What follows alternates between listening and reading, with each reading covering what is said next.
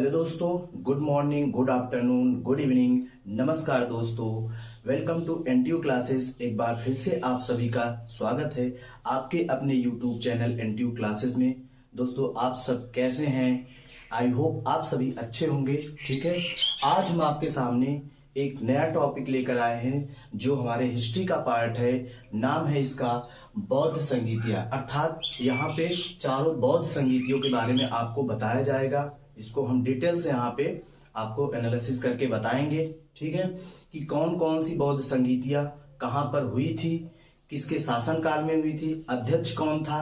क्योंकि यह टॉपिक से, ये जो टॉपिक है आपका, ये कहीं ना कहीं कम्पिटिटिव एग्जाम में इससे एक नंबर तो कंफर्म रहता है। ठीक है, वो चाहे ईयर से पूछ ले कि कब हुआ था, किसके शासन काल में हुआ था, किसकी अध्यक्षता में हुई थी। ठीक है, इन सभी टॉपिक से एक न एक क्वेश्चन वहां पे बनता है। और बच्चों को बहुत इसमें डाउट होता है कि कौन सी बौद्ध संगीति कहाँ पे हुई थी, कैसे हुई थी। ठीक है, तो इसको हम यहाँ पे मैप के जरिए देखेंगे, अर्थात इसको रटना नहीं है आपको, मैप में इसको हम शो करेंगे। और मैप के माध्यम से जब आपका मैप यहाँ पे इमेजिन हो जाएगा तो आप यहाँ कंफर्म कर सकते हो और कोई डाउट नहीं होगा। एक अच्छे तरीके से आप इसको लर्न कर सकते हो, बिल्कुल मैप की तरह। ठीक है, तो मैप में हम यहाँ पे बना के आपको यहाँ पे दिखाएंगे और शो करेंगे कि कौन कौन सी संगीतियां कब, किसके शासनकाल में, किसके द्वारा वहां पे आयोजित होती है। तो आइए चलिए देखते हैं। सबसे पहले हम यहाँ पे देखते हैं कि संगीति है क्या। ठीक है, बौद्ध संगीतियां, इसका अर्थ समझ लेते हैं कि है क्या, होता क्या है। दोस्तों, यहाँ पे आपको पता ही होगा कि महात्मा बुद्ध का जन्म कब हुआ था। तो महात्मा बुद्ध का जन्म 563, ठीक है, 563 बीसी में हुआ था। बीसी आपको पता ही है, ठीक है, बिफोर क्राइस्ट, अर्थात ईसा मसीह के जन्म से पहले। ठीक है, तब का समय था। ठीक, तो महात्मा बुद्ध का अगर यहाँ पे देखा जाए, महात्मा बुद्ध का जन्म, महात्मा बुद्ध का जन्म, ठीक है, तो यहाँ पे अगर इनका जन्म देखा जाए तो 563 बीसी बोल सकते हैं। ठीक है, यहाँ पे हुआ था। ठीक, उसके बाद ये क्या करते हैं, इनका जीवन काल स्टार्ट होता है। ठीक, एक 80 वर्ष तक वहां पे चलता है, जब अर्थात इनकी मृत्यु देखेंगे यहाँ पे, क्या मृत्यु, तो ये है 483 बीसी।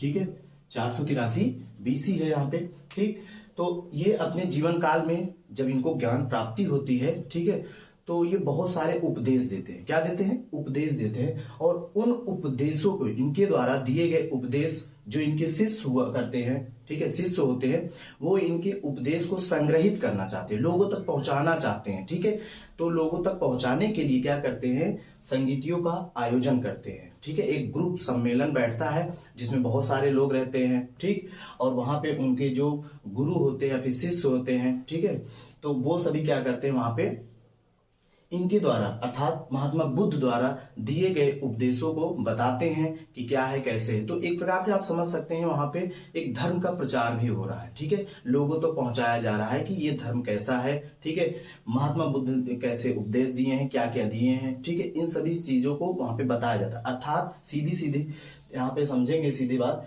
कि बौद्ध संगीति का अर्थ क्या है। संगीति का एक अर्थ और भी है, कहते हैं कि संगीति का अर्थ है साथ साथ गाना। ठीक है, संगीति का अर्थ है साथ साथ गाना, लेकिन यहाँ पे हम देखेंगे कि संगीति का जो अर्थ है, अर्थात महात्मा बुद्ध द्वारा, ठीक है, दिए गए उपदेशों को वहां पे क्या करना है, संग्रहित करना है। अर्थात इसका मेन पर्पस, मेन उद्देश्य यही था। ठीक है, संग्रहित करके रखना है, लोगों तक क्या करना है, इसको पहुंचाना है। ठीक है, तो यहाँ पे ये आप देखें कि महात्मा बुद्ध का जन्म 563 बीसी और मृत्यु कब होता है, 483। अब ये 483 के कारण इनकी मृत्यु हो जाती है। अब यहीं से इनका प्रचार प्रसार चलेगा। तो जो फर्स्ट बौद्ध संगीति होती है वो 483 में ही होती है। तो आइए यहाँ मैप के थ्रू हम यहाँ पे देखते हैं कि ये चारों बौद्ध संगीतियां कब और कैसे, कहां पर आयोजित होती हैं। ठीक है, तो यहाँ पे हम मैप में दिखाएंगे आपको। ये आपका इंडिया का मैप है। ठीक, ऐसे बना सकते हैं आप। ये यहाँ पे आपका स्टार्ट होगा। ठीक, यहाँ पे आपका है हिमाचल प्रदेश, जहां पे आपका है उत्तराखंड। यूपी का पार्ट आपका यहाँ से स्टार्ट होता है, आपको पता ही होगा। ठीक है, यूपी का। ठीक, तो यूपी का पार्ट यहाँ पे स्टार्ट होगा और इससे जस्ट सटा हुआ आपका स्टेट कौन सा है, बिहार। ठीक है, बिहार। तो जो बौद्ध संगीतियां होती हैं, 3 बौद्ध संगीतियां आपकी यहाँ पे बिहार में होती है। एक आपका यहाँ पे जम्मू कश्मीर के, ठीक है, कुंडल वन में होता है। ठीक है। तो इसको हम क्रम से देखेंगे। तो आपको यहाँ पे ध्यान रखना है कि यूपी के जस्ट बाद ये क्रम आपको नेक्स्ट जो आपका एक पिछला वीडियो बताए थे उसमें, जिसमें क्रम आपको स्टेट को लर्न कराए थे, तो वहीं पे आपको दिखाए थे कि आपका ये क्या है, हिमाचल प्रदेश है, ये आपका उत्तराखंड है, उत्तराखंड से सटा हुआ आपका क्या है यहाँ पे यूपी है, ठीक है। यूपी से जस्ट सटा हुआ आपका कौन सा है, बिहार। तो बिहार में होता है। अब आपको पता है कि गंगा नदी जो जाती है उत्तराखंड से निकलती है, ठीक, उत्तराखंड से होते हुए यहाँ पे ऐसे यूपी से होते हुए, ठीक है, यूपी से होते हुए ऐसे बिहार से होते हुए, ठीक है, पश्चिम बंगाल होते हुए बंगाल की खाड़ी में गिर जाती है।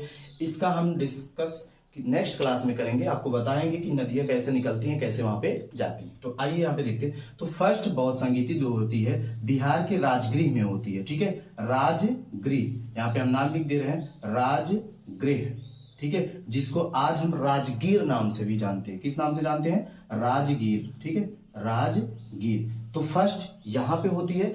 जो समय होता है आपका, अभी आपको बताया कि 483 बीसी में होती है, ठीक है, 483 बीसी में।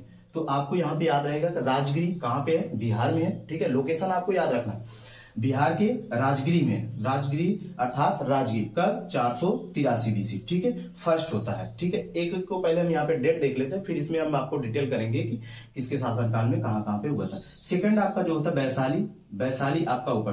तो फर्स्ट वाले में आपको जाना है, ये जो गंगा नदी गई है उसके नीचे वाले भाग में, ठीक है, राजगिरी अर्थात राजगीर में। सेकंड वाला जो है गंगा नदी के जस्ट ऊपर, जो वैशाली नाम से जानी जाती है, ठीक है, वैशाली, ठीक, सेकंड यहां पे होती है। थर्ड है आपका पाटलिपुत्र, उस समय पाटलिपुत्र जिसको आज हम पटना के नाम से भी जानते हैं। पटना किस नदी के किनारे बसा हुआ है, तो आपको पता है वो गंगा नदी के किनारे। तो ये गंगा नदी है, इसके जस्ट बगल में यहाँ पे हम दिखा देते हैं, ये है आपका पटना, ठीक है, पटना। और जिसको हम उस समय किस नाम से जानते थे, तो यहाँ पे लिख देते हैं उस समय वाला नाम, ठीक है, पाटलिपुत्र, ठीक है, पाटलिपुत्र नाम से जानते हैं, जिसको आज हम क्या नाम से जानते हैं, पटना के नाम से जानते हैं। समझ में आया दोस्तों। तो यहाँ पे ये आपका थर्ड हो गया, ये कौन सा हुआ, थर्ड। फर्स्ट कहाँ, राजगिरी, सेकंड आपका वैशाली ऊपर जाना है, थर्ड आपका कहाँ पे है, पाटलिपुत्र पटना। अब फोर्थ नंबर का जो बौद्ध संगीति होती है वो आयोजित कहाँ पे होती है, तो वो जम्मू कश्मीर में, ठीक है, कश्मीर में 4 नंबर यहाँ पे लिख दे रहे हैं, ठीक है, कुंडलवन में। कहाँ पे, कुंडलवन, ठीक है, कुंडलवन जिला, वहां पे ये चौथी बौद्ध संगीति होती है।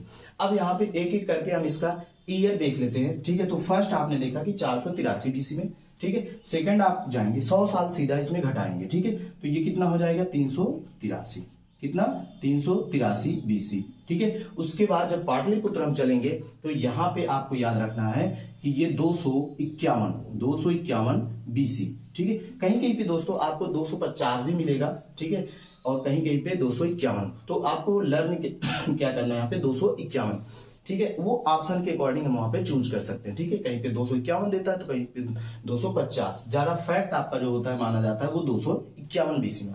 तो फर्स्ट हुआ 483, सेकंड हुआ आपका 383, फिर थर्ड आपका होगा 251, ठीक है। अब यहाँ पे कुंडलवन फोर्थ वाला जो चलेंगे, ये आपका पहली शताब्दी में होती है। कब होती है, फर्स्ट शताब्दी, ठीक है, पहली शताब्दी,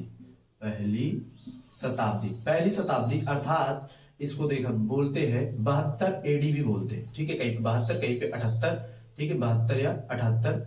तो एडी का अर्थ यहाँ पे क्या है, एनो डोमिनी, ठीक है, एनो डोमिनी अर्थात ईसा मसीह के समय के बाद का समय है, ठीक है। 72 एडी जो है आपका, या फिर पहली शताब्दी का अर्थ आप समझते ही हैं कि जब उसमें ये जैसे हमारा वहां पे स्टार्ट हो जाता है कि क्या कहते हैं, जो ईसा मसीह के समय काल के बाद का समय स्टार्ट होता है, 1 2 3 4 5 6 7 ऐसे चलता रहता है, तो उसको हम सीधा सीधा बोलते हैं पहली शताब्दी। अर्थात जब ये 100 पूरा हो जाएगा, एक शताब्दी पूरा हो जाएगा, तो इसका मतलब अगर 72 ईस्वी चल रहा है या फिर 78 ईस्वी चल रहा है, तो वहां पे आपको कौन सी शताब्दी लेंगे, फर्स्ट शताब्दी लेंगे, ठीक है। तो इस तरीके से यहाँ पे चारों बौद्ध संगीतियां क्या होती है, कंप्लीट होती है। अब यहाँ पे देखेंगे कि शासन काल किसका था और अध्यक्ष कौन था। तो सबसे पहले आपने यहाँ पे देखा कि फर्स्ट कहाँ होती है, राजगिरी, जिसको हम राजगिर नाम से आज जानते हैं। सेकंड होता है आपका वैशाली, जिसको जो सेकंड होता है 383 में। थर्ड है आपका पाटलिपुत्र, जिसको आज पटना के नाम से जानते हैं, 251 बीसी, ठीक है, ये 483 था। और ये फोर्थ आपका होता है कुंडलवन, ठीक है, जम्मू कश्मीर में वो भी पहली शताब्दी में होता है, ठीक है। तो पहली शताब्दी में जो आपका होता है यहाँ पे, ये यहाँ पे 78 भी लिख दे रहे हैं, कहीं कहीं पे 72, कहीं पे 78, वैसे 78 आपका फैक्ट होता है, ठीक है। ये एडी यहाँ पे लिख दे रहे हैं, ठीक, समझ में आया दोस्तों। तो यहाँ पे ये आपका कंप्लीट होता है। अब यहाँ पे देखेंगे कि वहां का अध्यक्ष कौन होता है और शासनकाल किसका होता है, ठीक है। तो फर्स्ट जो बौद्ध संगीति होता है वहां पे उस समय शासनकाल था अजात शत्रु का, किसका, अजात शत्रु का, अजात शत्रु का, ठीक है। पहला कहा अजात शत्रु, पहला राजगिरी, और ये कौन है वहां के शासनकर्ता आप बोल सकते हो या फिर राजा बोल सकते हैं, शासनकर्ता या फिर वहां के राजा बोल सकते हैं, ठीक है। और सेकंड आपका ये यहाँ पे आप लोग नीचे ही ध्यान देना, ये इसका है, बीच में हम पाटलिपुत्र का किए हैं, और थर्ड सेकंड आपका वैशाली, ठीक है। वैशाली, अब यहाँ पे चलेंगे तो वैशाली वाला सेकंड वाला जो है यहाँ के जो राजा थे, ठीक है, बोल सकते हैं यहाँ के काला शोक, किस नाम से जानते हैं, काला शोक नाम से जानते हैं। और थर्ड वाला जो है यहाँ के अशोक, ठीक है, किस नाम से, अशोक, ठीक। तो पहला अजातशत्रु, सेकंड काला शोक में का हटा दो, काल हटा दो, अशोक हो जाएगा, अशोक, ठीक है। अब यहाँ पे तीनों आपके क्या होते हैं, कंप्लीट हुए, अर्थात पहली यहाँ पे, दूसरी यहाँ पे, तीसरी यहाँ पे। अब इस तरीके से अब आपका चलेगा यहाँ पे फोर्थ वाले में क्या है आपका कुंडलवन है। अब कुंडलवन में जो होता है ये किसके शासन, कनिष्क किसके शासनकाल में, किसके, कनिष्क, ठीक है, कनिष्क के शासनकाल में यहाँ पे होता है। तो शासनकाल किसका था यहाँ पे, अजातशत्रु, सेकंड आपका काला शोक, अशोक, कनिष्क। पहला फर्स्ट कहा अजातशत्रु, सेकंड ऊपर जाएंगे काला शोक, फिर अशोक, फिर चलेंगे सीधा जम्मू कश्मीर में कनिष्क के पास, ठीक है। तो इस तरीके से क्रम वाइज आप मैप के थ्रू क्या करते हैं, इसको अच्छे से आसानी से पढ़ सकते हैं, ठीक है। अब यहाँ पे हम देखेंगे अध्यक्ष कौन होते हैं, ठीक है। तो अध्यक्ष में देखिए, अध्यक्ष, ठीक, अध्यक्ष में यहाँ का फर्स्ट का अध्यक्ष देखेंगे, ठीक है, जिनको हम महाकश्यप नाम से जानते हैं, महाकश्यप, अर्थात इनकी अध्यक्षता में फर्स्ट बौद्ध संगीति क्या कराई जाती है, संपन्न कराई जाती है, ठीक है। सेकंड है आपका यहाँ पे, ठीक, सेकंड में साबाकामी नाम से जानते हैं, ठीक है, साबाकामी, ठीक। उसके बाद आपका आता है थर्ड है आपका मोगलीपुत्र, यहाँ पे हम लिख रहे हैं मोगलीपुत्र, ठीक है। अर्थात मोगलीपुत्र यहाँ पे क्या होते हैं, अध्यक्ष होते हैं। मोगलीपुत्र के अध्यक्षता में थर्ड वाली बौद्ध संगीति संपन्न कराई जाती है, और साबाकामी जो है सेकंड वाली बौद्ध संगीति इनकी अध्यक्षता में संपन्न कराई जाती है, फर्स्ट वाली महाकाश्यप। तो इस प्रकार दोस्तों यहाँ पे तीनों क्या होता है, कंप्लीट होता है। चौथे पे चलते हैं। चौथे में आपका क्या था, शासन जो काल था किसका था, कनिष्क का था, ठीक है। अब यहाँ पे हम देखेंगे इसके अध्यक्ष कौन थे, कौन अध्यक्ष, ठीक है। तो अध्यक्ष यहाँ पे वसुमित्र या फिर बोला जाता है वासुमित्र, ठीक है, वसुमित्र क्या होते हैं, अध्यक्ष होते हैं। दोस्तों यहाँ पे उपाध्यक्ष से भी क्वेश्चन पूछा जाता है कि अध्यक्ष कौन था, वसुमित्र, और उपाध्यक्ष, ठीक है। तो उपाध्यक्ष जो है ये अश्वघोष थे, कौन थे, अश्वघोष, ठीक, अश्वघोष।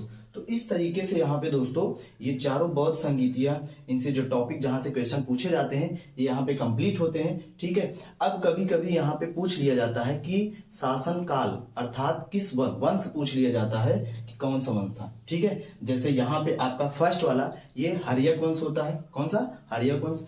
दूसरा आपका शिशुनाग वंश, ठीक है, कौन सा, शिशुनाग वंश। तीसरा आपका जो पाटलिपुत्र ये मौर्य वंश, क्योंकि अशोक है, ठीक है, तो मौर्य काल था, मौर्य वंश, ठीक। तो हर्यक वंश, शिशुनाग वंश, मौर्य वंश, ठीक। उसके बाद यहाँ पे कुषाण वंश, कौन सा, कनिष्क का, कौन सा, कुषाण वंश, ठीक है। तो ये चारों वंश भी होते हैं, तो वंश से आप याद कर सकते हैं कि किस वंश में किसका हुआ था, तो ये भी आप वहां पे ध्यान दे सकते हैं, ठीक है। तो चलिए एक बार फिर से इसको मोटा मोटा वहां पे क्या करते हैं, रिवाइज करते हैं। फर्स्ट है आपका राजगिरी में संपन्न होता है, कहां पे, राजगिरी में, ठीक है, अर्थात राजगिरी 483 बीसी में, ठीक है। वहां के जो राजा या फिर शासनकर्ता, शासनकाल किसके समय में था, तो अजात शत्रु के समय में, ठीक है। अध्यक्ष कौन था, महाकश्यप। सेकंड में चलते हैं, वैशाली में होता है कब, 383 बीसी, ठीक है।